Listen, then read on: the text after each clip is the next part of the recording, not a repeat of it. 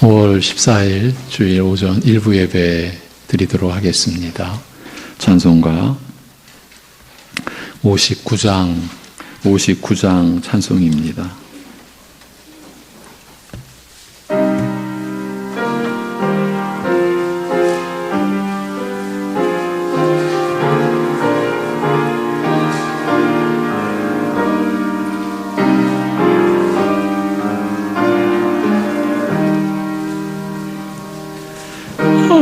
하나님 아버지, 어두운 밤이 지나 먼 동이 터서 밝은 아침 되니 우리가 이 시간 주님 앞에 나와 주 찬양합니다.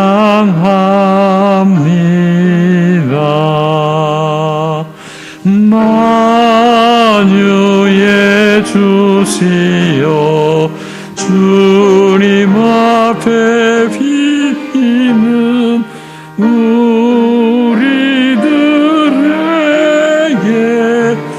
힘을 주시옵고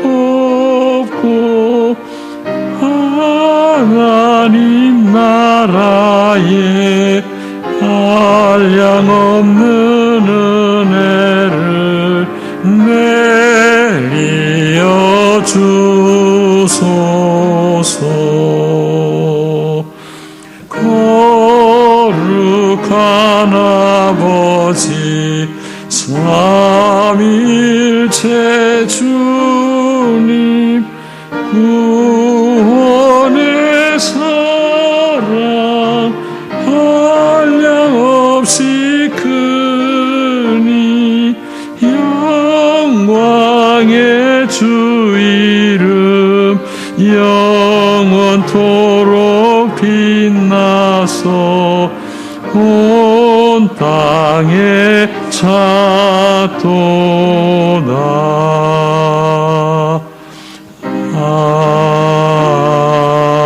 아멘. 이제 사도신경으로 우리 함께 신앙 고백 드리겠습니다.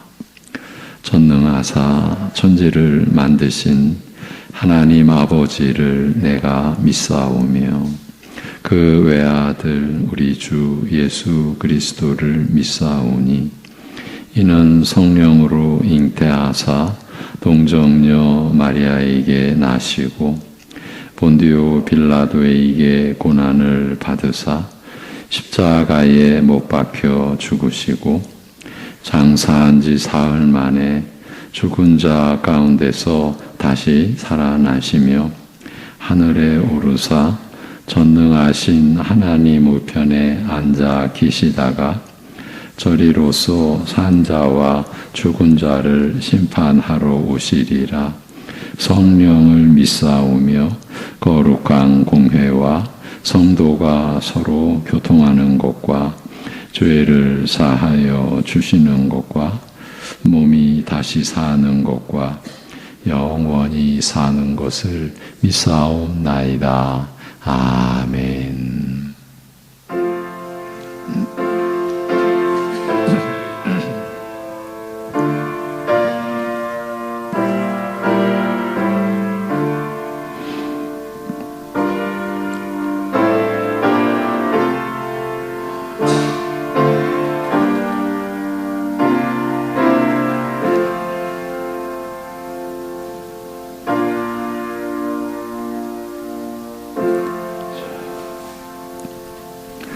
여호와께서 다스리시나니 땅은 즐거워하며 허다한 섬은 기뻐할지어다. 구름과 흑암이 그를 둘렀고 의와 공평이 그의 보좌의 기초로다. 아멘. 의와 공평으로 우리를 다스려 주셔서 영원한 구원의 역사를 이루시고 새 생명의 복락을 베풀어 주신 아버지 하나님, 오늘도 주의를 내려주시고 예배하는 이 시간과 이 초소를 허락해 주셔서 우리 모여 하나님 앞에 찬송 드리며 나아가게 하심을 감사합니다. 오직 하나님의 뜻과 섭리와 허락하심 속에서 우리가 하나님께 예배드리게 된 이 사실을 우리의 온몸이 알고 그리하여 온전히 하나님을 향하는 이 시간 되게 하여 주옵소서. 예수님의 이름으로 기도합니다. 아멘. 일어나셔서 우리 함께 31장 찬송 드리겠습니다.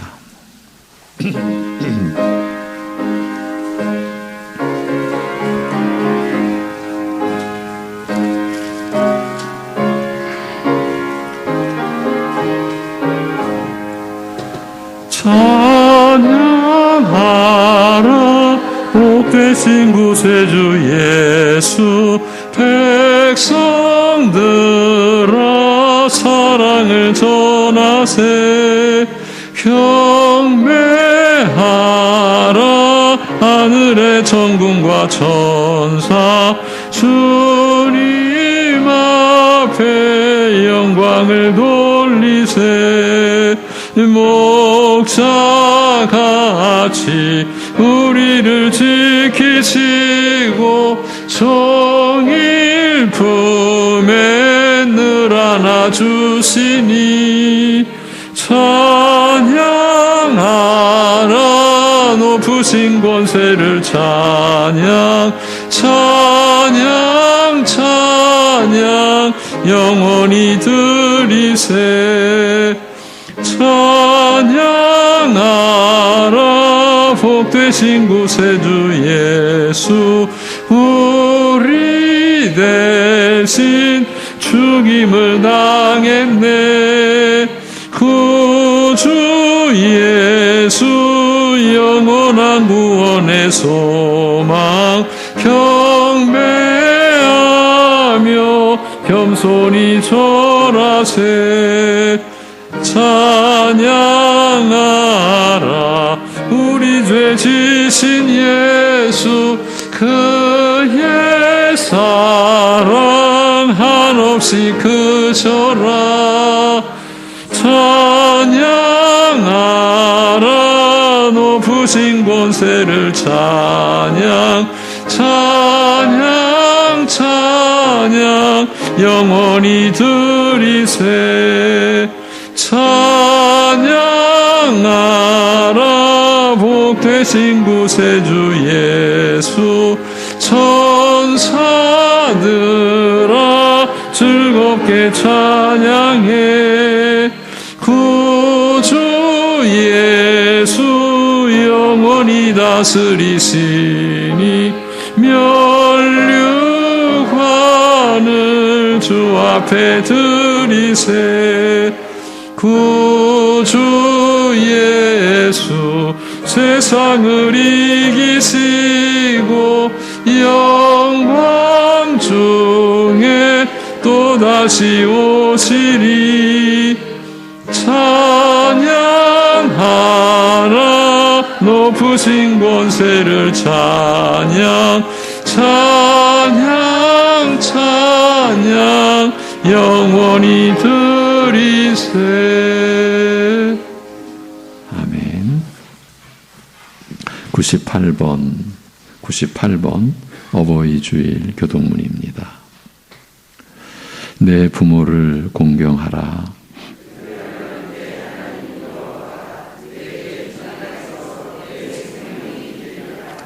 내 아들아, 내 아비의 훈계를 들으며 내 어미의 법을 떠나지 말라.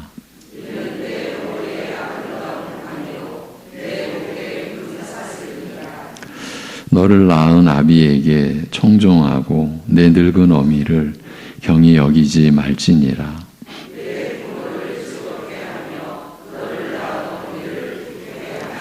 자녀들아, 주 안에서 너희 부모에게 순종하라. 이것이 옳으니라.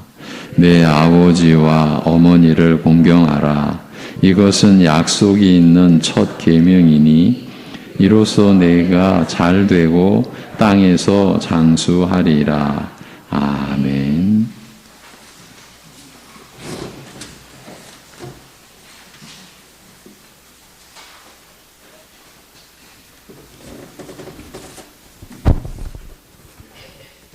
만세전에 예수 그리스도 안에서 우리를 택하여 주시고 하나님의 그 크신 사랑으로 우리를 구원하여 주시니 감사합니다.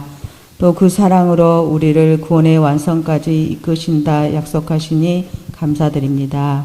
우리의 구원을 시작해 주시고 완성해 주시는 성령님께서 우리의 영혼을 중생시키시고 회개와 믿음을 주시니 우리 속에 거하셔서 우리를 도우시고 위로하여 주시며 의의 길로 가게 하심 또한 주님 감사합니다. 하나님 아버지, 슬픔과 근심이 많은 세상이지만 구원받은 우리는 하나님 때문에, 예수 그리스도 때문에, 그리고 구원과 천국과 영생으로 인해 항상 기뻐하게 하시고 늘 우리 안에 거하시는 성령님의 도우심으로 위로받고 힘을 잃지 않도록 인도하여 주옵소서. 오늘 여기에 모인 우리가 주 예수 그리스도의 은혜와 하나님의 사랑과 성령의 교통하심과 하나님의 도우심을 늘 감사함과 사모함으로 누리며 살아가게 하여 주옵소서. 하나님 아버지, 죄 씻음의 구원으로 평안의 큰 복을 받은 우리입니다. 그럼에도 불구하고 내 생각만을 고집할 때가 많으며 내 유익을 위하는 교만한 마음이 많이 있음을 고백하오니 우리를 용서하여 주시고 모든 교만한 마음을 제거하여 주옵소서. 서로 간의 잘못을 용납하게 하시고 서로 간의 거룩한 교제가 이루어질 수 있도록 저희들을 인도하여 주옵소서. 거룩한 교제 안에서 서로 화목하게 하시고 하나님의 뜻대로 순종하는 삶을 살게 저희들을 붙들어 주옵소서. 하나님 아버지, 하나님을 알아가는 기쁨으로 주일 예배, 새벽 예배, 수요 예배, 금요일 기도에도 사모하게 하시고 참석하는 하나님 발걸음도 인도하여 주옵소서. 진리 안에서 사랑이 역사하는 화목한 교회와 화목한 가정 이루어질 수 있도록 더럽혀진 저희들의 마음도 주님 새롭게 하여 주옵소서.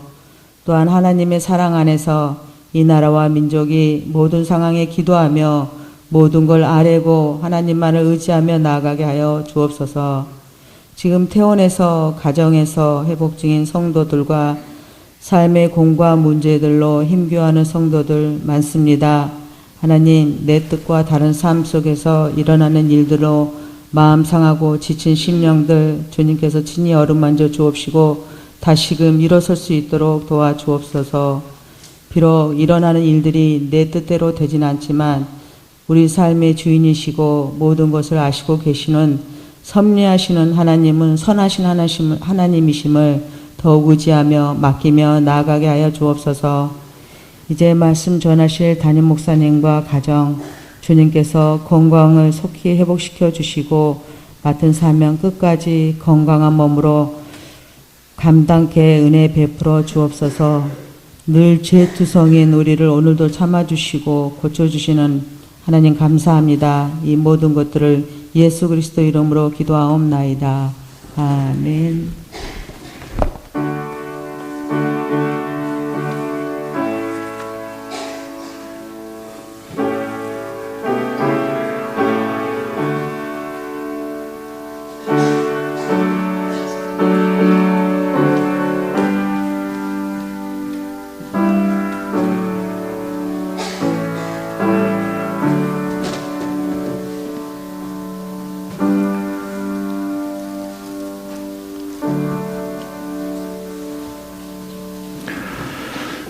네, 179장 찬송 드립니다. 179장 찬송입니다.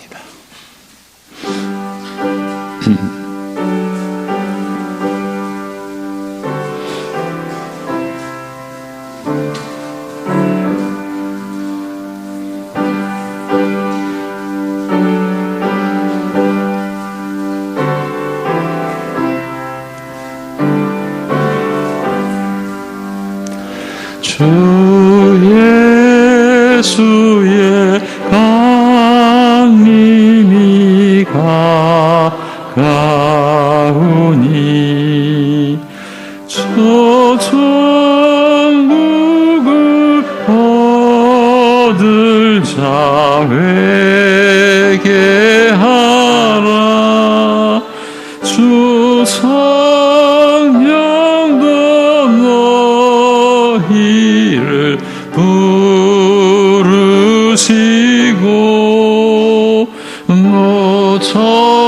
천사도 나와서 영접하네. 주 예수님 너희를 찾으시니 왜 의심을 하면서 오지 않나. 온 세상 죄 담당한 어린 양은 죄 많은 자 불러서 구원하네.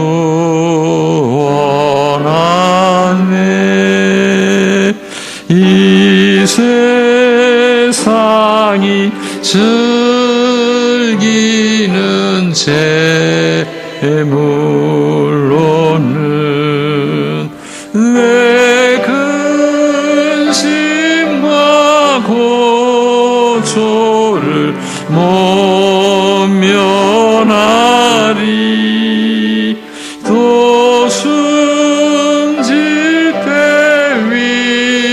위로를 못 얻으며 저 천국에 갈 길도 못 찾으리. 내 아버지 주시는 생명 양식 다 배불리 먹고서 영생하라. 곧 의심을 버리고 주께 오면 그 한없는 자비를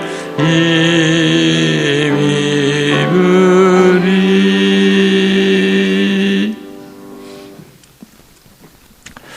우리를 불러주시고 영생의 복락을 입혀주신 아버지 하나님,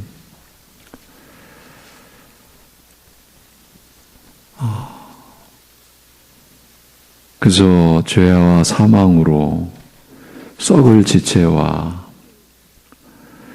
지옥 형벌에 영원한 저주의 운명만을 뒤집어 쓴 채로 살아가야만 했던 우리에게 하나님을 섬기는 이 세상 모든 것을, 모든 가치를 다 합쳐도 견줄 수가 없는 인생의 참된 의미와 가치를 지니게 하시고 하나님을 섬기기에 서로를 섬기는 삶을 살게 해주신 그 은혜와 긍휼을 따라서 오늘도 하나님 아버지 앞에 예배드리며 우리의 연약하지만 그러나 그 중심에 사랑과 감사를 담아 하나님 아버지 앞에 감사의 예물을 올려드리게 하시니 이 또한 감사드립니다. 우리의 창조주이시요 구속주이신 하나님 아버지 앞에 힘을 다해 구별하여 11조의 예물을 올려드리고 각자가 살아가면서 겪는 상황 속에서 깨닫는 은혜를 따라 감사의 고백을 담고 우리 인생의 유일한 목표인 하나님 나라와 그 의를 구하는 그러한 중심에서 선교의 예물과 건축의 예물과 날마다 일용할 양식을 영육간에 베풀어 주시는 은혜를 기억하고 성미와 주일 예물을 올려드리는 그 심령들, 그 손길들 붙잡아 주셔서 참으로 헛된 길, 말씀 아닌 다른 밭을 기웃거리며 찾는 허망한 삶을 살지 않고 오직 하나님을 향하여 주님을 바라보며 그러기에 날마다 자기를 부인하고 자기 십자가를 지기를 기뻐하며 살아가는 하나님의 사람들, 하나님의 자녀들의 하루하루의 삶이 되게 인도하여 주시옵소서. 우리의 날들이 아니라 우리의 생명이 아니라 하나님의 생명으로 하나님의 하루하루를 우리가 살기에 그 날마다의 감사와 의미와 하나님의 사랑을 깨닫고 경험하는 그 마음에 그 기쁨이 이 세상에서 오는 갖가지 고난과 공고함과 고통과 슬픔을 이겨내며 감당해내며 오히려 그 안에서 주님의 뜻을 구하고 주님을 섬기는 삶을 이루어낼 수 있는 일생 동안 그렇게 살아갈 수 있는 사랑하는 성도들의 생애 되게 인도하여 주시옵소서. 그러기에 오늘도 하나님의 말씀에 우리의 마음이 온전히 쏠리고 향하고 그 말씀이 우리 안에 임하는 놀라운 생명의 역사를 오늘 예배를 통해서도 경험케 하여 주시옵소서. 예수님의 이름으로 감사하며 기도하옵나이다. 아멘. 베드로전서 2장 13절에서 20절.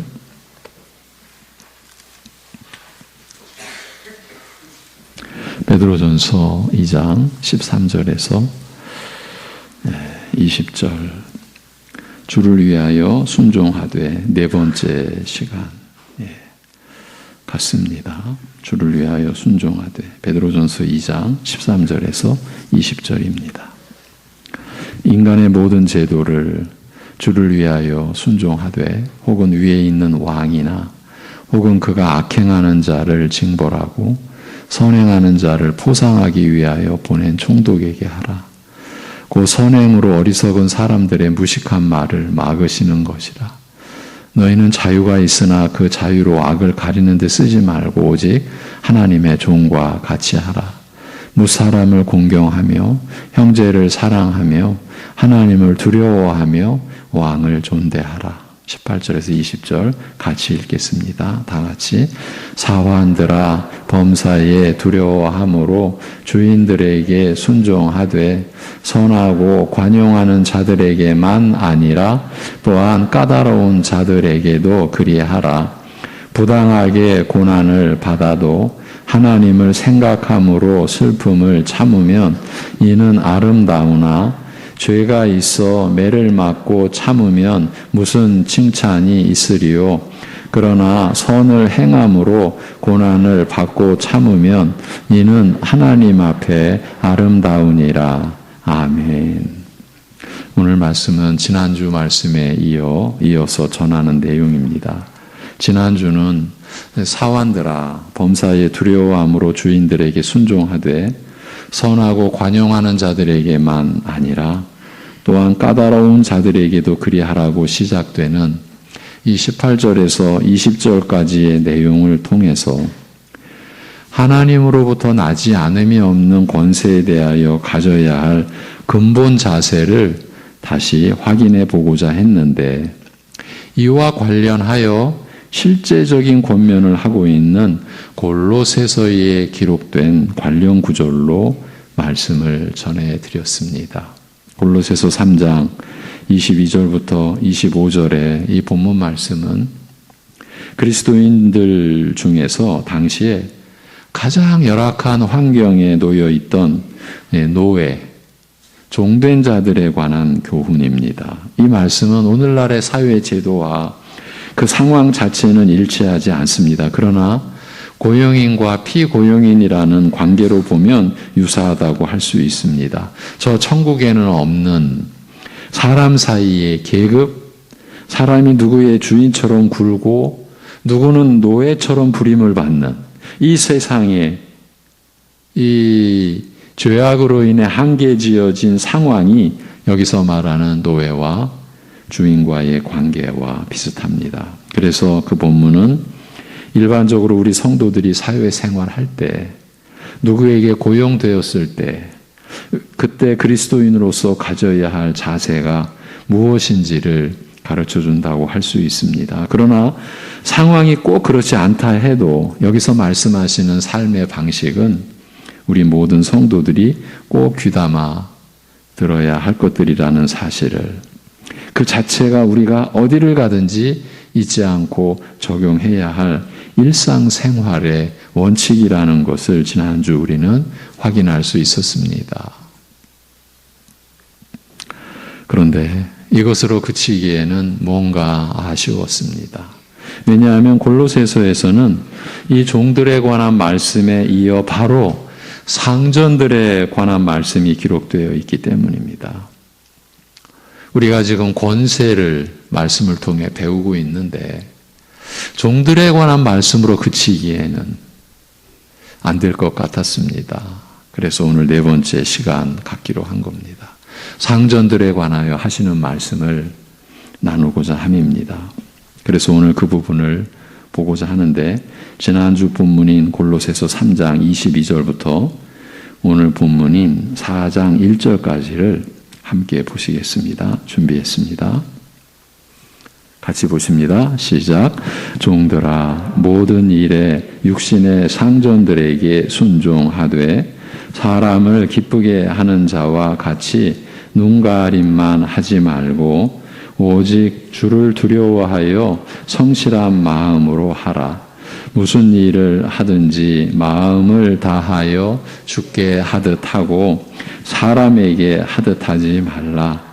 이는 기업의 상을 주께 받을 줄 아나니 너희는 주 그리스도를 섬기느니라. 불의를 행하는 자는 불의의 보응으로 받으리니 주는 사람을 외모로 취하심이 없느니라. 상전들아, 의와 공평을 종들에게 베풀지니 너희에게도 하늘에 상전이 계심을 알지어다. 아멘. 오늘 중심 구절은 상전들아, 의와 공평을 종들에게 베풀지니 너희에게도 하늘에 상전이 계심을 알지어다 라는 이 말씀입니다. 골로새서의 맥락에서 보면 바울 사도는 위의 것을 찾는 그리스도인들이 평범한 일상생활에서 갖는 삶의 특징을 설명하고 안내해 오던 중에 이제 마지막으로 상전된 입장에 있는 그리스도인은 자기 삶의 방식을 어떻게 가져야 하는가를 언급합니다. 이는 오늘날로 말할 것 같으면 윗사람 혹은 상사된 자들이라 할 수 있을 것입니다. 다른 사람의 어른이요, 다른 사람을 고용한 입장에 있는 자들로서 피고용인들과의 관계 속에서 어떻게 행동하는 것이 그리스도인으로서 옳은 것이냐는 말입니다. 그것을 가장 극과 극에 있는 사람들과의 관계를 들어서, 그 노예와 상전과의 관계를 들어서 제시한 것입니다. 지난주에 잠시 말씀드렸듯이 당시의 노예는 주인의 재산으로 취급당했다라고 했습니다. 노예 본인 자체가 주인의 소유물, 주인의 재산입니다. 노예의 인격은 아무것도 아니었고 없었습니다. 아무것도 소유할 수 없었습니다. 자식조차도. 주인이 노예를 죽여도 크게 처벌받지 않았고, 늙거나 병약하게 되면 돌봐주지 않고 길가에 내던져지는 경우는 오히려 죽이지 않아 고마운 일로 여겨질 정도였습니다. 그리고 얼마든지 주인 마음대로 사고 팔 수 있는 물건 취급당한 것은 예사여서 시장에서 인간이 매매되지 않는 날과 도시는 거의 없었습니다. 고대의 작가들은 인간의 영혼이 이와 같이 판매되는 무서운 모습을 우리에게 기록으로 남겼는데 그 기록 중에 하나는 한 경매자가, 노예 시장의 한 경매자가 보통 사람보다 몸집이 큰 노예를 세워놓고 한 말입니다. 여러분 가정에 물레방아가 있습니까? 그 물레방아가 삐걱거리지 않습니까? 그렇다면 이 노예를 사다가 이 노예를 산산조각 내어 짜내는 기름으로 물레방아의 삐걱거리는 부분에 쳐 주십시오. 이 노예를 사는 편이 동물 기름을 사는 편보다 훨씬 싸게 먹힐 것입니다. 이런 말이었습니다. 또한 남녀 가릴 것 없이 노예들은 건강 여부를 확인받기 위해 그 상품, 노예가 상품이죠. 그 상품 진열대 위에서 상인에 의해 옷이 벗겨져야 했고 구경꾼들은 주위에 둘러서서 그 노예의 벗은 몸을 보고 흥정하면서 웃고 떠드는 일들이 예사였다고 합니다. 이런 것이 로마 제국 당시에 노예들을 대하는 일반적인 현상이었습니다. 노예는 온갖 학대와 때로는 무관심의 대상이었고 더 무서운 것은 죽을 때까지 그 신분에서 벗어날 수 없었다는 점입니다. 10몇 년 전 해외 뉴스에 페루에서 사람을 납치해서 죽인 다음 그것으로 만든 기름을 팔아넘긴 일당들이 잡혔다라는 소식이 들려서 전 세계에 충격을 주었는데 로마 시대에는 그런 일이 아주 당연한 일로 받아들여졌던 것입니다. 그런 관행이 일반적인 문화였기 때문에 누구나 다 그렇게 해도 되는가 보다 했고 아무도 그렇게 하는 것에 대해 제재를 가할 수 없었습니다. 오히려 제재를 가하려고 하는 자들을 이상하게 취급할 정도였습니다. 여러분, 오늘 말씀이 이러한 상황 속에서 주어진 말씀입니다. 그런 사회, 그런 문화적인 토대 위에서 그리스도인 상전은 자기 노예를 이전과는 다르게 대하라는 게 오늘 말씀의 요지입니다. 개혁도 이런 개혁이 없고 혁명도 이런 혁명이 없습니다. 예. 그리스도인은 아랫사람을 대하는 방식이 달라야 한다는 것입니다. 여러분, 우리는 지금 2000년 전에 그 사회적 상황을 오늘날로 가져와서 말씀을 봤는데 2000년 상황 속에 이 말씀을 그냥 함몰시키면 안 되고 이 말씀이 주는 의미가 오늘 우리에게 살아 역사하는 말씀으로 받아들여져야 합니다. 지난주에 노예들아, 사환들아, 종들아, 그 비참한 노예들 중에 전도자들이 전하는 복음을 받고 그리스도인 된 그들에게 하신 말씀이었습니다. 너희는 너희 상전들의 종이 아니다. 그리스도 나의 종이다. 우리가 지난주 나눈 말씀, 이것이 우리 신자들의 삶의 현실 속에서 실현되어져야 할 말씀이라고 우리가 나눴습니다. 여러분이 하는 모든 일이 하나님의 일이라는 거기까지 나아갔습니다. 너희는 나를 섬기는 것이다. 이제 오늘은 그들을 고용한 그들의 주인된 상전들에게 그 상전들 중에서 하나님께 예배하고 예수 그리스도를 자신의 구주로 믿은 그 상전들에게 하시는 말씀입니다. 그들은 아랫사람을 대하는 방식이 달라야 한다. 어떻게 대하라는 것입니까? 의와 공평을 베풀라라고 말씀합니다. 단순한 내용이 아니라는 것을 이미 짐작하셨을 것입니다. 이럴수록 성령님의 인도하심을 구하는 중심을 각자 갖춰야 할 것입니다. 여러분이 이 말씀을 판단하려고 할 때 여러분은 이 시간 아무것도 듣지도 못하고 보지도 못할 것입니다. 오늘날의 상황에서도 2000여 년 전이 아니라 오늘날의 21세기의 상황에서도 이 말씀은 우리로서는 받아들일 수 없는 말씀이라는 것을 여러분이 확인하게 될 것입니다. 주님의 은혜가 아니면 주님의 역사가 아니면 우리는 이 말씀을 못 받습니다. 그러기에 성령님을 의지하시고 우리 함께 이 말씀을 향해 가셔야 되겠습니다. 여러분, 사실은 30분간 한 가지 주제에 마음을 쏟는다는 거 쉽지 않죠? 여러분이 예배를 평생 드려오시면서 예배 시간에 전해지는 그 말씀을 온전히 듣는다는 것, 여러분이 예배를 드리면서 계속 경험하실 것입니다. 쉽지 않다라는 것을. 그만큼 이 세상이 복잡하고 우리 마음도 그렇기 때문인데, 그러나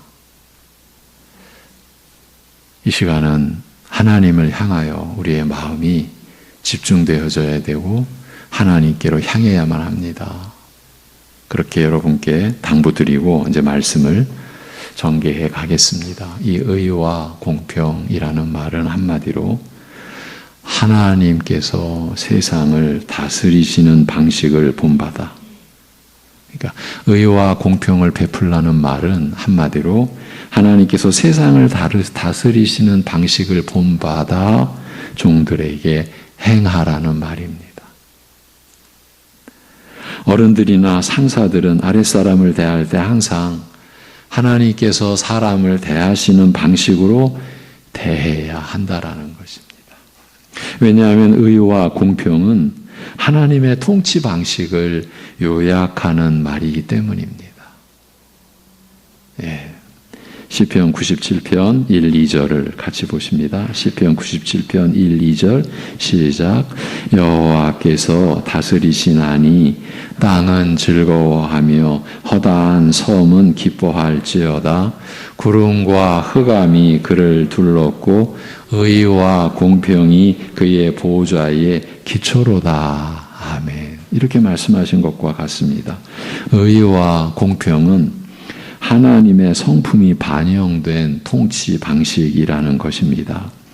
이사야 33장 5절, 이사야 33장 5절에서도 시작. 여호와께서는 지극히 존귀하시니 그는 높은 곳에 거하심이요 정의와 공의를 시온에 충만하게 하심이라. 아멘. 이렇게 기록되어 있습니다. 여기 정의와 공의가 곧 공평과 의입니다. 우리말로는 정의와 공의라고 되어 있는데 시편 97편에 의와 공평 순서만 바꿔서 공평과 의라고 해놓은 겁니다. 높으신 하나님이 이스라엘을 향해 공평과 의가 충만한 통치를 행하신다는 말입니다. 이것은 예수님께서 세상을 통치하신 방식과 같습니다. 예레미야 23장 5절입니다. 예레미야 23장 5절 시작. 여호와의 말씀이니라. 보라, 때가 이르리니 내가 다윗에게 한 의로운 가지를 일으킬 것이라. 그가 왕이 되어 지혜롭게 다스리며 세상에서 정의와 공의를 행할 것이며 라고 아멘 이렇게 기록되어 있습니다. 의와 공평으로 다스리시리라. 이 한 의로운 가지는 예수 그리스도를 가리킵니다. 하나님이신 예수 그리스도께서 의와 공평으로 세상을 다스리신다는 것은 너무도 당연할 것입니다. 이처럼 하나님이 세상을 다스리시는 방식, 예수님께서 이 땅에 오셔서 친히 보여주셨던 통치 방식이 의와 공평입니다. 하나님이 허락하신 권세의 그 질서 속에서 윗사람에 속한 사람들은 하나님의 다스리시는 방식을 쫓아야 한다라는 그 말씀입니다. 그러므로 의와 공평을 베풀라는 이 말씀은 여러분이 상전의 입장에 있다면 이런 식입니다. 작은 하나님처럼 행하라. 작은 예수님처럼 행하라는 바로 그 뜻입니다. 여러분이 사람을 대하는 모습을 보면, 여러분이 사람을 다스리는 모습을 보면, 하나님께서, 예수님이 이와 같이 통치하시는구나 하는 것을 알도록 하라라는 그 말입니다. 예수님이 통치하시는 것을 여러분을 보고 배울 수 있게 하라라는 것입니다. 신자된 상전을 보고 그 상전이 사람들을 대하고 사람들을 다스리시는 것을 보고 하나님께서 저렇게 다스리시는구나 이것을 알게 하라라는 것이에요. 그렇게 하는 것이 의와 공평을 베푸는 것입니다. 그런데 작은 예수님처럼 행하라고 하니까 하나님의 다른 면을 사모하는 이들도 많습니다. 기적을 베풀라? 무슨 심판하라? 무슨 최고의 권세자가 되라? 다른 사람들이 다 너를 섬기게 하라? 이런 것을 본받아야 되는 줄 아는 것입니다. 그렇지 않습니다. 하나님의 의와 공평을 닮으라는 것입니다. 의는, 이 의라고 하는 것은 하나님의 절대적으로 거룩하시면서도 죄인을 긍휼히 여기시는 신적인 성품을 가리키는 말이에요. 지극히 절대적으로 거룩하시면서도 그 죄와 거룩과 완전히 상반된 그 죄인을 긍휼히 여기시는 신적 성품을 가리킵니다. 그 성품을 닮은 사람을 의로운 성품을 가졌다라고 하는 것입니다.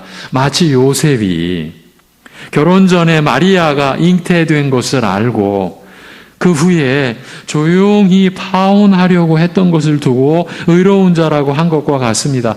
당시의 율법대로 하자면 결혼 전에 잉태한 여자는, 그러니까 정혼한 상태에서 잉태한 여자는 돌로 쳐 죽여야 하였으나 마리아를 사랑하는 요셉은 그럴 수도 없고 또 하나님의 율법을 어길 수도 없어서 심판은 하나님께 맡기고 자기는 조용히 파혼하는 것으로 마무리 지으려고 했던 것을 의로운 성품을 가진 요셉이라고 성경은 말씀하고 있습니다. 그것이 절대적으로 거룩하시면서도 죄인을 긍휼히 여기시는 하나님의 성품과 닮았다는 것입니다. 하나님의 절대성에는 미치지 못하지만 그 속성과 닮은 꼴이라는 말입니다. 공평이란 언제나 올바르신 하나님의 성품을 가리키는 말입니다. 특별히 생명을 지으신 그 생명을 중시하시는 하나님의 법 아래 만인이 평등하게 적용받는 것을 공평이라고 합니다. 하나님이 무슨 일을 행하시는지 우리는 다 보거나 이해할 수 없지만 하나님께서 우리나 다른 피조물들에게 그릇된 일을 행하지는 않으시리라는 사실은 확신할 수 있습니다. 하나님의 선하심과 인자하심에 대한 우리의 믿음, 우리의 확신은 우리가 가질 수 있습니다. 하나님의 통치는 결코 폭군 정치가 아닙니다. 여호와는 왕이시지만 폭군은 아니십니다. 결코 실수하지 않으시고 결코 부당하게 행동하지 않는 절대 권력 그 자체이십니다. 하나님은 세상을 거룩하신 그의 법대로 통치하시기 때문입니다. 스스로 정하신 법을 결코 어기지 않으시는 분이십니다. 그래서 왕도 하나님의 법으로 다스림받는 나라가 이스라엘입니다. 이스라엘의 왕은 하나님의 법 안에서의 왕입니다. 그래서 이스라엘의 왕은 하나님의 뜻을 받들어 수행하는 일을 주도적으로 해나가야 한다라는 의미를 가진 통치자일 뿐입니다. 하나님의 뜻을 받들어 수행하는 통치자예요. 그래서 하나님의 뜻이 만인에게 공평하게 이루어지고 하나님의 은혜를 공평하게 다 받아 누리도록 그렇게 다스리는 그런 의미의 왕, 그것이 이스라엘의 왕입니다. 다른 왕국처럼 짐이 곧 국가다, 짐이 곧 법이다 라고 하는 이런 절대 권력이 이스라엘 안에서는 없습니다. 이스라엘 안에서는 설 자리가 없습니다. 오직 하나님의 뜻을 헤아리고 그 일을 주도적으로 수행하는 역할일 뿐입니다. 그래서 다스리는 자리에 하나님께서 세우신 것입니다. 그런 특성을 공평이라 합니다. 그리스도인은 이와 같은 하나님의 통치 방식인 의와 공평을 닮은 방식으로 노예나 아랫사람을 대해야 한다는 것입니다. 이것은 하나님의 나라는 의와 공평이 이루어져야 한다는 말입니다. 무슨 뜻인가 하면 신자는 하나님 나라에 속한 자요. 그러니 상전인 신자는 그의 아랫사람을 대하는 방식이 세상 방식이나 자기 주관대로 되어서는 안 되고 하나님의 통치 방식대로 이루어져야 한다라는 것입니다. 왜냐하면 하나님의 나라는 의와 공평이 이루어져야 하기 때문이라는 것입니다. 반복해서 전해드리면 하나님의 나라는 하나님의 통치 방식인 의와 공평이 이루어져야 하는 나라입니다. 그러니 신자의 아랫사람을 대하는 방식은 의와 공평이어야 하는 것입니다. 왜냐하면 신자는 이 세상에 속한 자가 아니라 하나님 나라에 속한 자이기 때문입니다.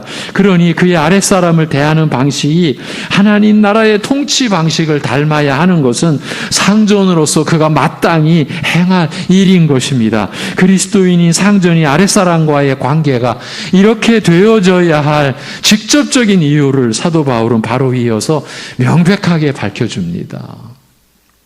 당시 로마 제국은 죄로 인하여 삶의 질서가 깨어지고 생명의 고귀함이 파괴된 세상을 대표하는 모습을 완벽히 갖추고 있었습니다. 그리고 하나님께서 창조하신 생명의 고귀함이 사람의 죄에 의해 파괴된 가장 큰 증거를 노예제도를 통해서 보여주고 있었던 그런 시대요, 그런 제국이었습니다. 그런 문화가, 그런 삶의 방식이 일반화된 세상에서 이제 그리스도인이 된 자는 세상과는 완전히 다른 방식으로 노예를 대하라고, 자기 종을 대하라고 말씀하고 있습니다. 하나님이 사람을 통치하시는 방식인 의와 공평으로 사람을 대하라는 말입니다. 그리고 그래야 하는 이유를 너희에게도 하늘에 상전이 계심을 알지어다 라고 말씀합니다. 원문은 왜냐하면 너희에게도 하늘에 상전이 계심을 알기 때문이라 이 말씀이에요. 우리식으로 말하면 하나님께서 이렇게 말씀하신 거죠. 나의 아들 예수를 믿는 상전들아, 내 위에 내가 있다. 이 말씀을 하신 거예요. 예. 사실 이 말씀이 지금 골로새 교회, 그러니까 이방인 교회에 주어진 말씀이 아닙니까? 이 말씀이 유대인들에게 주어진 것이었다면 이런 말씀이 그리 생소하지는 않았을 것입니다. 여러분, 우리가 하나님의 말씀을 하나님의 인도하심으로, 성령의 인도하심으로 우리가 들어가서 보면 볼수록요, 하나님의 말씀은 세상을 뒤집는 말씀이에요. 죄악된 세상을 갈아엎어버리는 말씀이에요. 이미 수천 년 전, 그러니까 우리가 보는 그 골로새 교회에 보내졌던 2000년 전 그 시대보다 더 수천 년 전 앞에 율법이 이제 소개해 드릴 거지만 놀라운 말씀을 이미 우리에게 주고 있어요. 모세 율법은 이미 유대인으로서 종된 자들에 대해서 어떻게 하라는 법령이 주어져 있기 때문입니다. 하나님께서는 이스라엘 백성이 어떤 사정에 의해서 노예가 되었다 해도 7년 후면 자유를 주라. 7년 후면 삶의 자유를 얻게 하라고 법적으로 정해 놓으셨습니다. 신명기 15장 12절 14절에서 그 점을 이렇게 말씀하고 있습니다. 신명기 15장 12절 이해합니다. 시작. 내 동족 히브리 남자나 히브리 여자가 내게 팔렸다 하자. 만일 내가 여섯 해 동안 너를 섬겼거든 7째 해에 너는 그를 놓아 자유롭게 할 것이요 그를 놓아 자유하게 할 때에는 빈손으로 가게 하지 말고 내 양 무리 중에서와 타작 마당에서와 포도주 틀에서 그에게 후히 줄지니 곧 내 하나님 여호와께서 내게 복을 주신 대로 그에게 줄지니라. 아멘. 이것이 의와 공평의 다스림입니다. 이렇게 하신 데에는 이유가 있습니다. 첫째는 자신의 이전의 처지 때문입니다. 여러분, 저와 여러분의 이전의 처지가 있었습니다. 우리가 육신의 생애를 살아가는 동안 그 처지를 기억하고 있어야 합니다. 우리가 어떤 상황에서 하나님의 은혜와 사랑을 받았는지, 상전된 자는 먼저 자신이 하나님 앞에서 어떤 사람이었는가를 기억해야 했습니다. 신명기 15장 15절, 방금 읽었던 다음 구절입니다. 신명기 15장 15절 시작. 너는 애굽 땅에서 종되었던 것과 내 하나님 여호와께서 너를 속량하셨음을 기억하라. 그것으로 말미암아 내가 오늘 이같이 내게 명령하노라. 아멘. 예.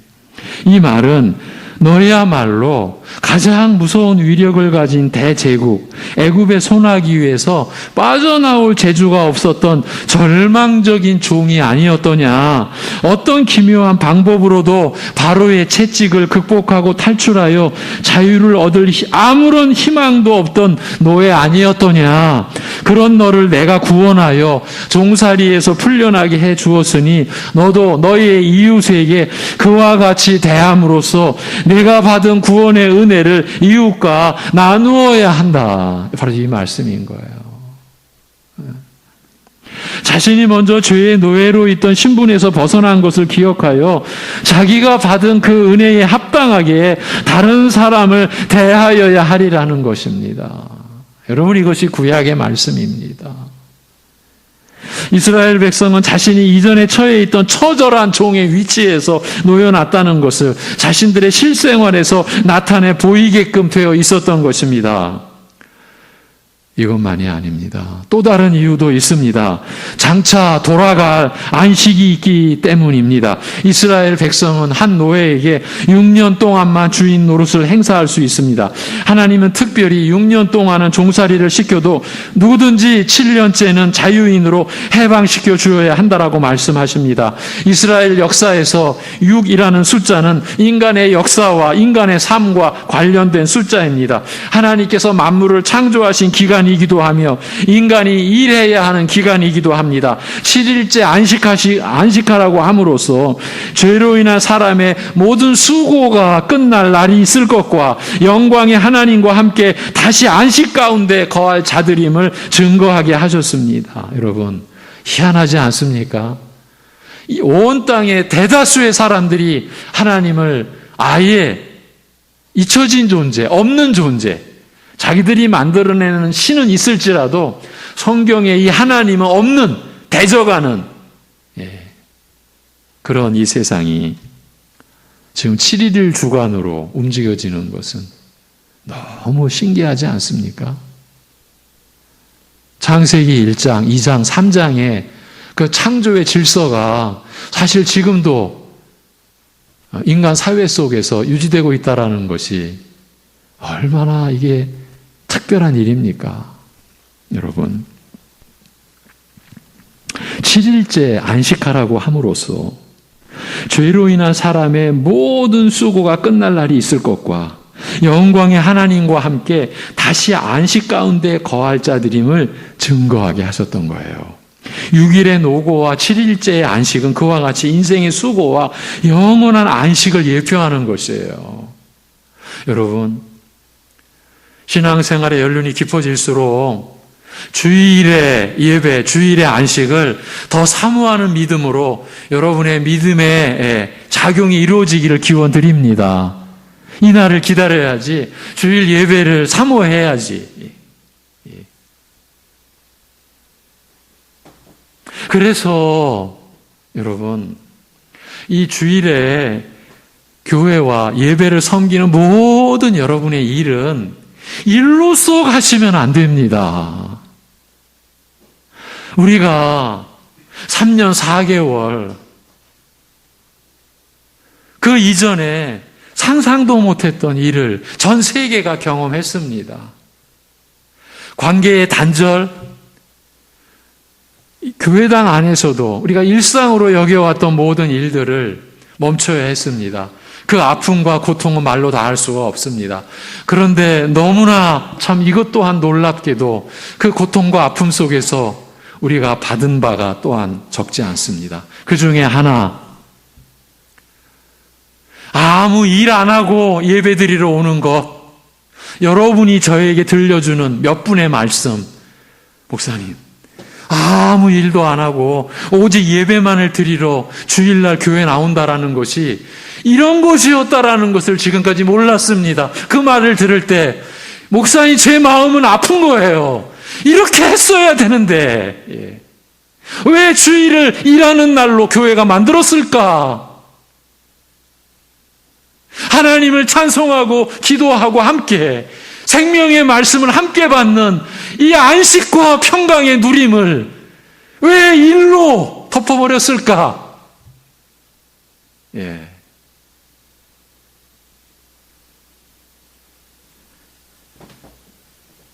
우리 모두가 겪었던 아픔이고 우리 모두가 책임져야 될 일입니다. 그 책임질 일의 우선은 말씀의 종들에게 있고요. 주일을 기다리는 마음은 이런 중심이어야 됩니다. 영광의 하나님과 함께 다시 안식 가운데 거할 것을 사모하는 거예요. 그걸 증거하게 하신 거예요. 6일의 노고와 7일째의 안식은 그와 같이 인생의 수고와 영원한 안식을 예표하는 것이에요. 인생의 수고가 어디에서부터 비롯됐습니까? 창세기 3장. 선악을 알게 하는 나무의 열매를 먹고 난 이후에 하나님께서 땀 흘려 수고해야 할 것을, 그러니까 우리의 일생은요, 죄와 관련되어 있는 거예요. 그런데 이 죄 안에서의 죄로 인한 노예에서 우리는 벗어날 길이 없어요. 오직 하나님께서 아들을 통해서, 그리고 우리에게 성령을 보내주셔서 그 죄로부터의 자유함, 사망과 사탄의 권세로부터의 자유함을 우리에게 주셨죠. 우리는 주일에 이 은혜를 누려야 하는 거예요. 그래서 사모해야 하는 거예요. 어떤 일도 이 예배의 감격과 감사에 다 파묻혀야 되는 거예요. 목사도 마찬가지예요. 주일은 일이 아니에요. 모든 일이. 예배 속에 다 들어가야 되는 거예요. 영원한 안식에 다 포함되어져야 되는 거예요. 성경은 그런 점에서 6과 7이라는 숫자를 상징적으로 사용하고 있어요. 그런 것을 실생활에서 드러내는 한 방편이 종에 대한 법령입니다. 종을 두었어도 6년이 지나면 후히 주어서 내보내라는 것은 이스라엘 백성은 이 세상의 수고가 끝나고 영원한 안식이 주어질 것을 아는 자들이기 때문이라는 말입니다. 자기 인생 자체가 이 세상의 노고가 전부가 아니고 이 땅의 수고가 맞춰지는 날, 혹은 이 세상 역사가 종결되는 날이 반드시 있을 것이며 그 이후에는 하나님과 함께 영원한 안식 가운데 거할 것을 믿는 자들이라는 것입니다. 이스라엘만이 그 사실이 확보되어 있고 그 사실을 알고 믿는 자들이기 때문에 그가 데리고 있던 종이라도 7년째가 되면 풀어주어야 한다라는 것이에요. 이처럼 이스라엘 백성들에게는 이미 종들을 대하는 자세가 어떠해야 하는지에 대해 오래전부터 전해져온 바입니다. 자기 자신의 죄의 노예되었던 처지를 기억하여 자기가 받은 그 은혜에 합당하게 종들을 대해야 할 것이며 모두가 다 함께 장래의 안식에 들어갈 것을 믿는다는 의미에서 7년째에는 풀어주어 노예의 신분에서 벗어나게 해주라는 것입니다. 이 규례는 일정 기간이 지나면 모두가 다 동등한 신분임을 증거하는 것이에요. 이것이 의와 공평이에요. 그 말씀이 너희에게도 하늘에 상전이 계심을 알지어다 하는 뜻이에요.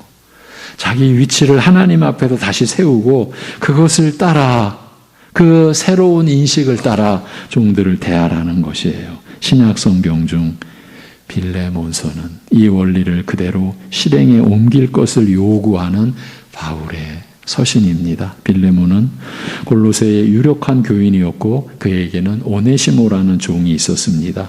그가 어떤 연유였는지 빌레몬에게 폐를 끼치고, 그러니까 주인에게 폐를 끼치고 도망갔다가, 여러분, 도망간 노예는 그 당시에는 살아있으나 살아있는 존재가 아니에요. 누가 그를 해도 그에게 해를 가해도 아무런 책임이 없어요. 도망간 노예는. 그런 신분의 오네시모가 로마에서 바울을 만나 회심하게 되었습니다. 예수 그리스도를 영접하고 믿게 되었습니다. 그리고 바울의 복음 전도의 조력자가 될 수 있을 정도로 충성스러운 자가 되었습니다. 그래서 바울은 오네시모를 빌레몬에게 다시 돌려보내면서, 일반적으로 말하면 죽으라고 보내는 거죠. 주인에게 돌려보내는 거니까. 오네시모를 빌레몬에게 다시 돌려보내면서 그의 손에 편지를 들려보낸 것이 빌레몬서입니다. 거기 16, 18절을 보면 이렇게 오네시모를 받아줄 것을 부탁하고 있습니다.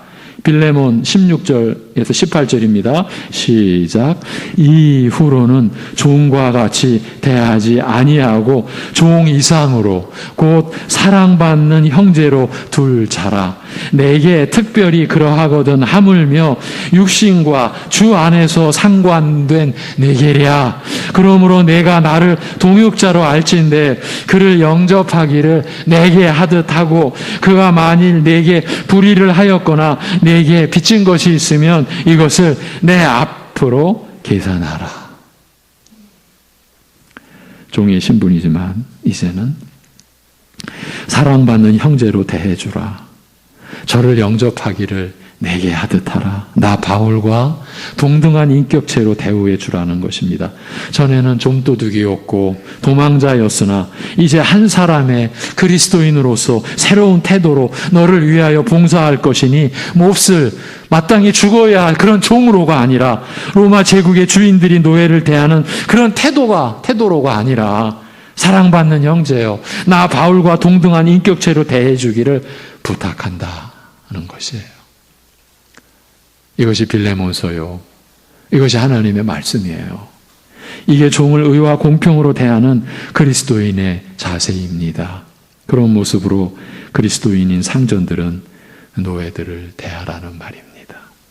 여전히 노예 제도가 왕성하게 살아있지만 그런 세상에서 그리스도인은 완전히 새로운 방식으로, 즉 의와 공평이라는 하나님의 통치 방식으로 종들과 아랫사람을 대하라는 것입니다. 서두에 이 말씀을 극과 극에 있는 사람과의 관계를 들어서 하고 있다고 했지요.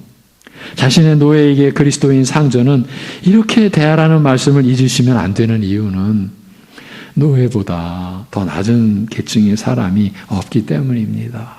그러니 어떤 핑계도 변명도 통할 수가 없다는 그런 얘기입니다. 말씀을 맺습니다. 세상에서 이렇게 살기에는, 이렇게 행하기에는 너무나 어려운 문제일 것입니다. 이 세상의 상전들은 이렇게 할 수 없습니다. 도리어 그들은 더 구별을, 주인과 상전과 그 종의 그 구별을 더 지으려 하고 아랫사람을 더 누리려 하고 자기의 종으로 못 부려먹어서 안달합니다. 더구나 현대는 대다수의 사람들이 자신들이 누려야 할 권리를 철저하게 의식하고 있는 시대입니다.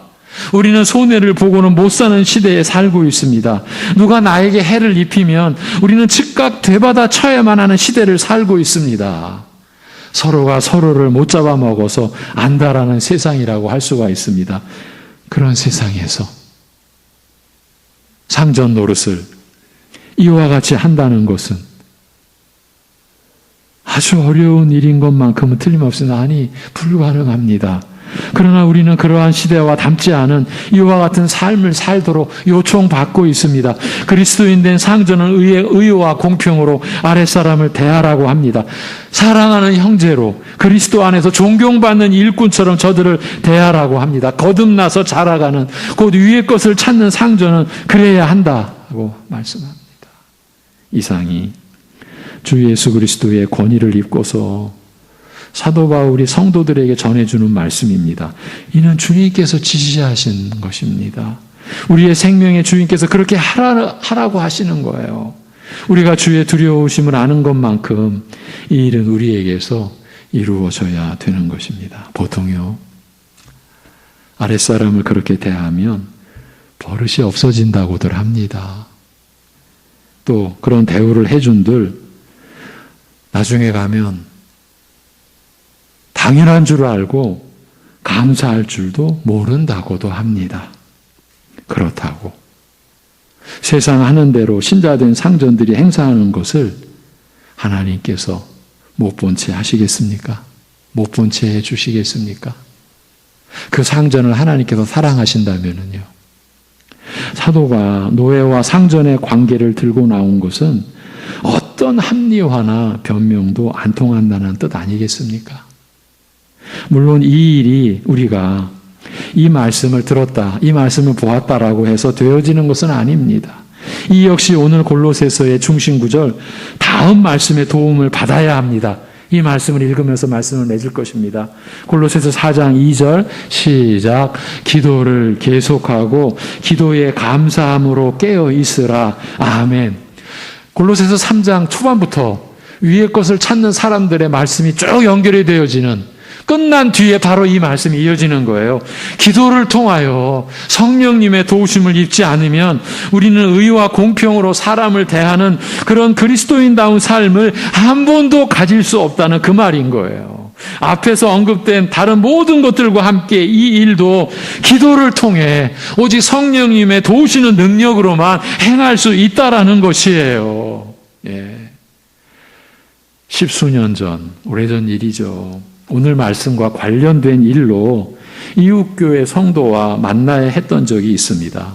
간혹 이웃교회 성도님들과 상담할 일이 일어납니다. 사정상 본인이 속한 교회, 그 목사님을 못 찾아가는 일이 있습니다. 여러분에게도 혹시 그런 일이 있으시면 여러분 주변에 어느 목사님과도 하나님 말씀을 가지고 상의하는 것은 괜찮습니다. 저도 그런 일을 하니까요. 사정상 그분이 본교회 목사님을 못 찾아갔습니다. 그래서 직장 상관을 죽이고 싶다는 이 기막힌 연락을 이웃교회 목사인 제가 받게 되었고, 얼마나 힘들었으면 어떻게든 이거를 풀어가야 되는데 자신이 섬기는 교회 목사님을 못 찾아가니까 어떻게 저희 교회 전화번호를 알고 그날 하필 제가 그 전화를 받은 거예요. 예.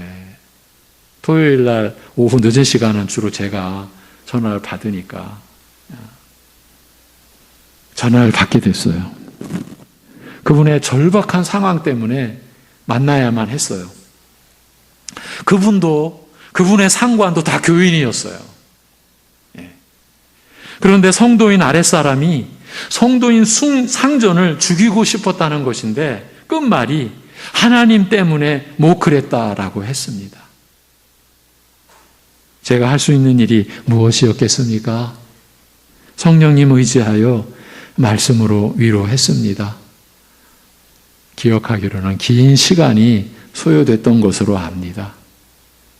물론 하나님의 은혜로, 성령님의 역사로 그 성도님이 말씀을 받아들이고 예, 잘 회복해 가신 것으로 압니다. 예. 본교회도 잘 섬기고 계시고 예. 이런 일이 우리 교인들 안에도 일어나는 겁니다. 한 사무실 안에 있는 상전을, 그것도 교인입니다, 죽이고 싶은 거예요. 예. 이렇게 우리 현실에 깨어지고 파괴된 삶의 질서, 그렇게 생명을 경시하는 풍조를 그리스도를 영접한 여러분만이 의와 공평으로 회복할 수 있다는 이 말씀을 믿음으로 그리고 감사함으로 받으셔서 일상의 평범한 생활에서 위의 것을 찾는 자들, 거듭나서 자라가는 성도들, 성령 충만한 자들로 증거되는 모든 여러분들이 되시기를 바라며 기원 드립니다. 기도하겠습니다. 하나님 아버지,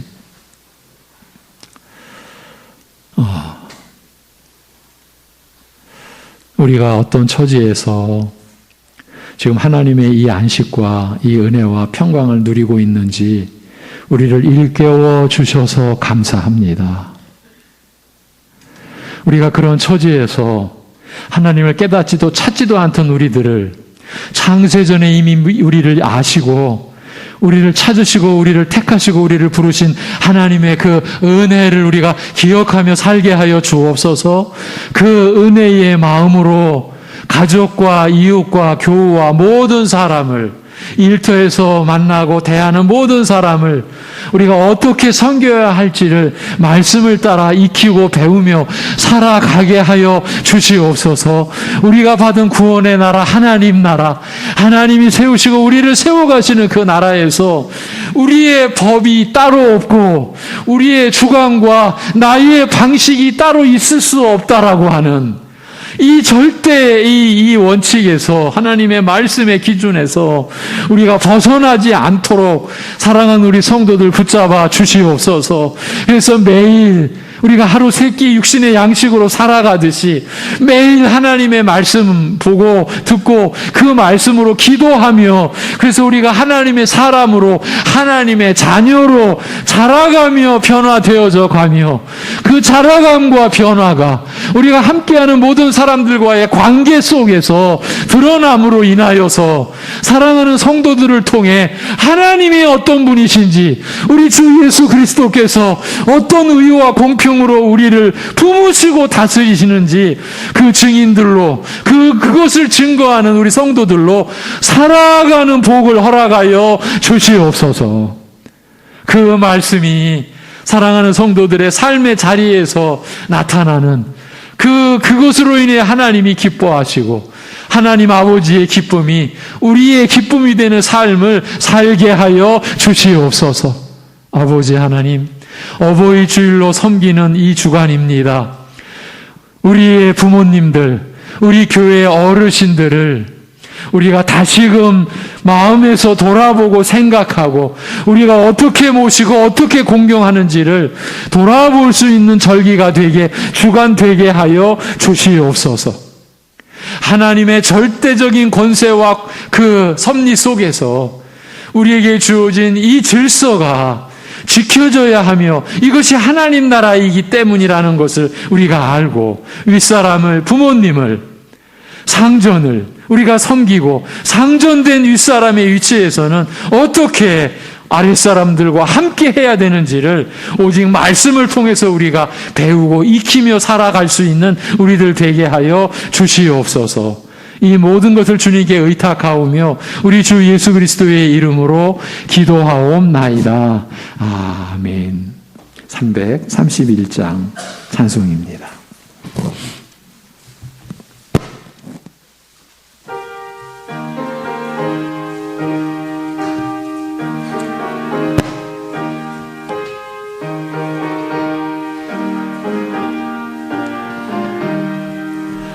영광을 받으신 만유의 주여 우리가 명령을 따르리다. 베푸신 은혜를 감사히 알고 진실한 마음으로 섬기겠네. 구주의 은혜 주시는 대로 영원히 받들어 섬기겠네. 찬송하겠네. 찬송하겠네. 생명을 주시는 구주로다. 구주를 높이고 잘 공경하여 온유한 마음으로 섬기리다. 주 예수 안에서 즐거워하며 충성을 다하여 섬기겠네. 구주의 은혜 주시는 대로 영원히 받들어 섬기겠네. 찬송하겠네. 찬송하겠네. 생명을 주시는 구주로다. 예수를 믿고서 늘 사랑하여 참 기쁜 마음으로 섬기리다. 온 마음을 드리고 늘 순종하며 구주를 영원히 섬기겠네. 구주의 은혜 주시는 주시는 대로 영원히 받들어 섬기겠네. 찬송하겠네.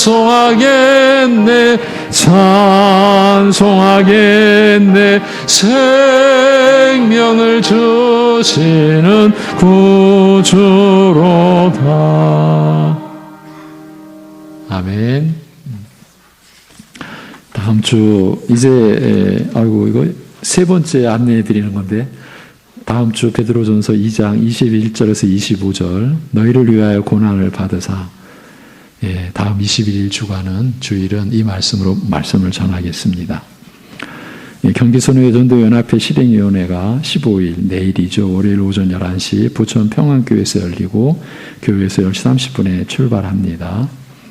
한 장을 넘기시면 이번 주간은 이스라엘을 섬기시는 이계화 선교사님 가정과 그 선교지 교회를 위하여 기도하는 주간입니다. 진리 안에서 사랑이 역사하는 교회와 가정을 위해 우리 민족과 나라와 영유권에 연약한 교우들을 위해 늘 함께 기도하셔야 되겠습니다.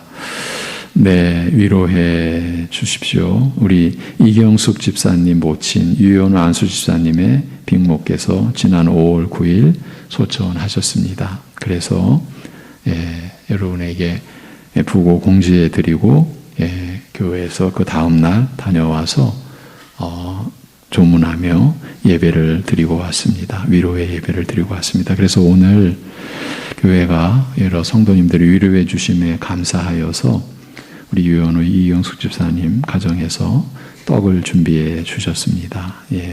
내려가실 때 받아가시면 되겠습니다. 축하해 주세요. 우리 김기한 안수 집사님, 최수영 집사님, 장남 김재훈 형제가 결혼을 합니다. 20일 토요일 오후 4시 50분 웨딩 그룹 위더스 영등포에 있는 9층 아모르홀에서 우리 김재훈 형제가 결혼을 합니다. 오늘은 두 가지 순서가 있습니다. 어버이 주일을 맞아서 우리 여전도회에서 마음의 감사의 선물을 준비했습니다. 우리 여전도회원들께도 준비해 주시고요. 그래서 부탁을 드립니다. 죄송하지만 65세 이상 되신 우리 성도님들은 죄송합니다. 손을 들라 이렇게 제가 이렇게 요청하기도 좀 그렇고, 좀 일어나 주시면 저희가 박수로 감사합니다. 각 가정의 어른이시고 우리 교회의 어른이신 성도님들께 우리가 마음에 감사의 박수를 좀 전해드리려고 합니다. 왜 한 분도 안 일어나셔? 일어나셔야죠. 일어나 주세요.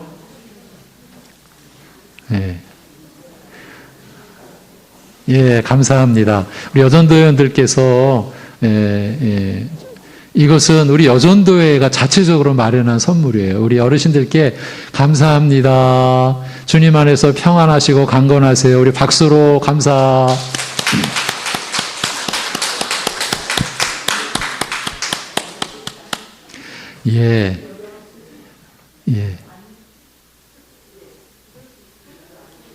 그렇죠. 쑥스러워서 안 일어나신 어르신들에게도 전해 주십시오.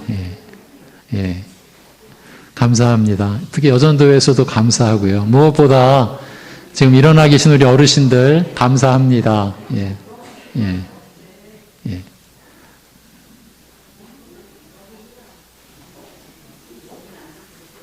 이제 감사의 시간을 보내고 또 하나 감사의 시간이 있습니다. 우리 오늘 교회에 귀한 분들이 오셨습니다. 우리 박영준, 박수정 선교사 부부입니다. 잠깐 앞으로 좀 나와 주실래요? 우리 음향실은 여기 마이크 좀 볼륨 좀 올려주세요. 라오스 선교사입니다. 우리가 지금 섬기고 있습니다. 이쪽에 오셔서 마이크로 인사 좀 해주시고. 여러분, 라오스라는 나라는 선교하기가 굉장히 어려운 나라입니다. 그 안에서 사시면서 그들에게 복음을 전해야 됩니다. 우리 선교사님 인사 말씀 한마디 해주시죠. 꼭 마이크 크시고. 됐네요. 네, 반갑습니다. 송내중앙교회에서 함께 기도해 주지 아니하셨고 후원해 주지 아니하셨다면은 저희는 라오스에서 함께 예배 드릴 수 없었고 하나님 나라를 꿈을 꿀 수 없었을 것입니다. 진심으로 감사드립니다. 저희는 언어 심사 때문에 잠깐 한국에 들어왔고요. 저희는 이제 5월 23일 날 다시 라오스에 들어갈 것 같습니다. 들어가서 좋은 현지인 친구들 잘 만나고 또 함께 또 사역 잘 나아갈 수 있도록 함께 기도해 주셨으면 정말로 감사드리겠습니다. 예, 다시 한번 우리 예, 감사합니다. 네, 다음에 들어오시면은 박수정 선교사님 찬양을 좀 들려주세요. 성악가세요. 예, 우리 사모 선교사님은 예, 감사합니다. 이제 이번 주 묵상 구절 우리 함께 읽고 지난주와 이번 주는 묵상 구절이 좀 길죠. 연결이 되어 있기 때문에 그렇습니다. 잠언 30장 8절 9절. 잠언 30장 8절 9절. 시작. 곧 헛된 것과 거짓말을 내게서 멀리 하옵시며 나를 가난하게도 마옵시고 부하게도 마옵시고 오직 필요한 양식으로 나를 먹이시옵소서. 혹 내가 배불러서 하나님을 모른다 여호와가 누구냐 할까 하오며 혹 내가 가난하여 도둑질하고 내 하나님의 이름을 욕되게 할까 두려워함이니이다. 아멘. 축도하겠습니다.